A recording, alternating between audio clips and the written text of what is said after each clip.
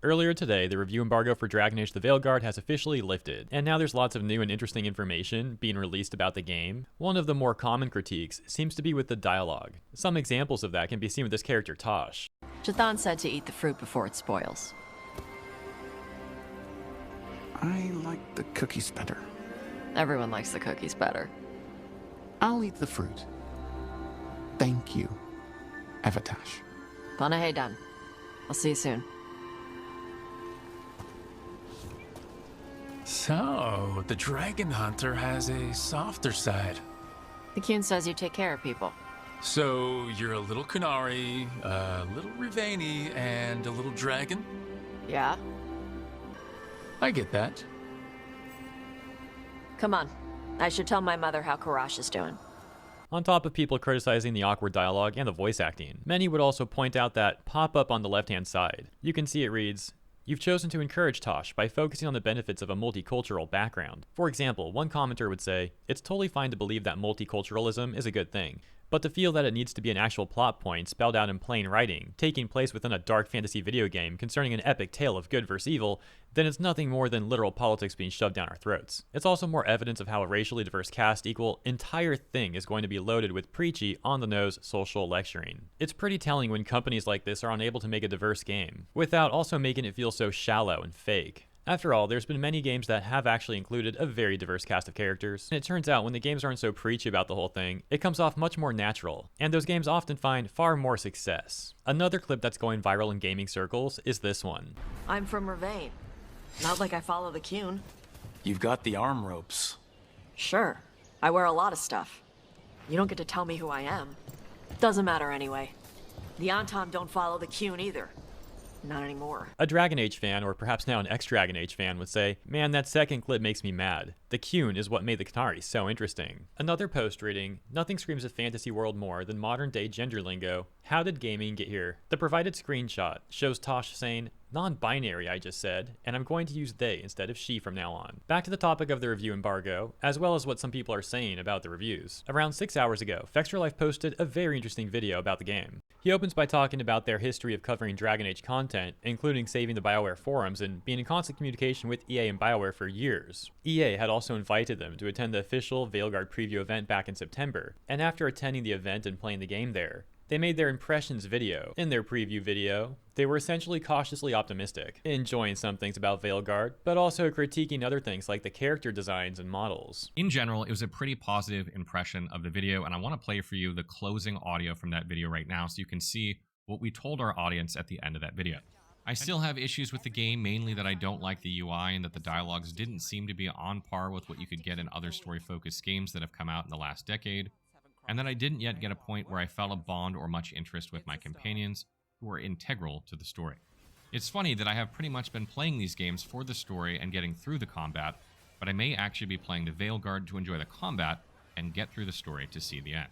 How everything works together and progresses into a full game remains to be seen, and there were several big and impactful events that I cannot discuss, but so far my opinion on this has become more positive, and I would like to urge anyone who loves CRPGs to hang in there and wait for reviews and not write the game off just yet." The point he's making is that their first impressions video was extremely mild, and some people even said that if anything, they were being too positive about the game. And yet it seems like that very impressions video actually upset EA, as after that video was released, they entirely ceased communications with Fextralife. Fextralife then reached out to other contacts to try and figure out what was going on, and they found out that them and apparently some other creators as well were getting fake assurances from EA that they would be given a code for the game to access it early in order to put out an early review. It turns out that that wasn't the case, as the codes never came, and the communications continued to cease. This is similar to the situation that we discussed just the other day regarding Wolfheart FPS. Interestingly enough, a Spanish trader had reported that she actually lied to BioWare, telling them that she's non-binary, and believe it or not, she actually did receive a code. Someone had responded to her tweet in the included images, saying 0 time played seems a little sus though, to which she responded with a clown emoji and showed that she actually now has an hour and a half played, proving that she does indeed have access to the game before its official release. Apparently BioWare had actually retaliated against her over this entire situation, as she showed evidence that she had received a DMCA strike, going on to say that the tweet that was hit was the one where she was talking about receiving that code from BioWare. However, she went on to appeal the strike, Twitter seemingly taking her side and releasing her account.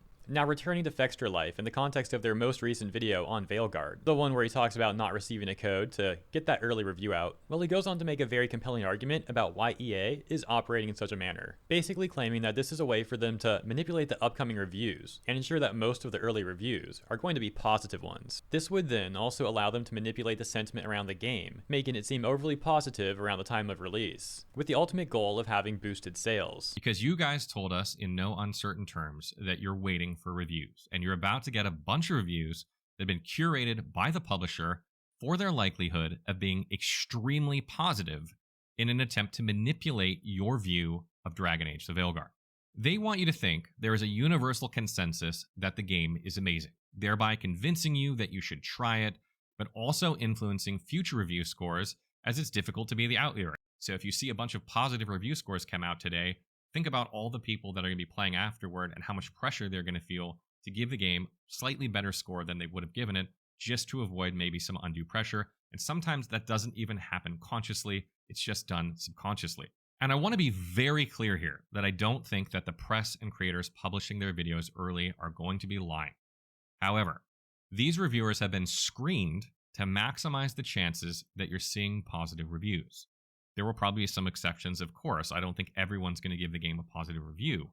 But EA is banking that those are few and far between in an attempt to keep the aggregate score of the game high. Once again, I do think he's making a very compelling argument as to the potential logic behind EA's actions. However, I myself am also a bit more cynical, it seems. While I'm sure that there are going to be people who genuinely do enjoy the game, including some who are reviewing it, I absolutely do think that there are going to be some people who are lying about just how much they enjoyed the game. It goes without saying that we can call such people shills. I'd also like to go back to Wolfhard FPS's tweet once again, but here's why. Some of the responses to it are extremely amusing and contradict some of the very reasonable logic that we already talked about analyzing the entire situation. For example, this tweet reading, "My dude, I get that it sucks that you and others didn't get codes, but suggesting that's because you weren't a big fan of the game is freaking ridiculous, and leaving this post up is just going to give the chuds more brain-dead reasons to attack the game, devs, and fans alike, because apparently analyzing a situation where corporations may be operating in shady manners and analyzing the logic behind such actions, including their drive to manipulate public sentiment, well, doing that just makes you a chud."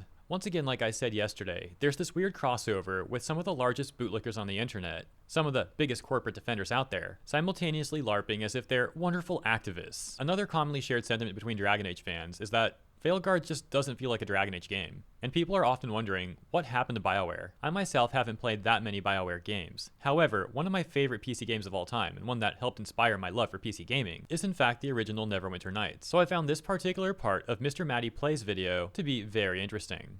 Let's get into it, starting with the narrative. This is what I have the most to say about when it comes to the game itself, because it's where I think most of the problems in Dragon Age: The Veilguard lie. Tonally, this is just not a Dragon Age game. There's no other way to put it for me. In writing, in music, in visuals, in character work, there were many points throughout my review process where I felt my hands were on an entirely different IP.